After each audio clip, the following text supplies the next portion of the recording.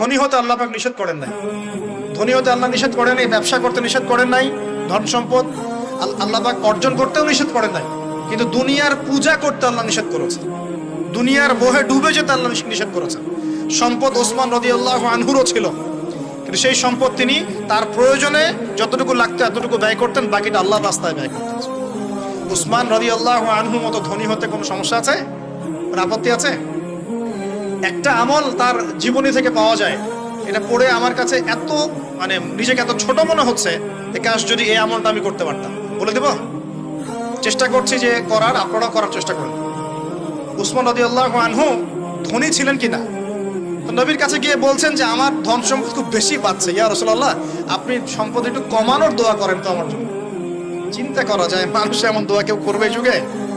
আচ্ছা, নবী সাল্লাল্লাহু আলাইহি ওয়াসাল্লাম বললেন তুমি উটের পিঠে, গাধার পিঠে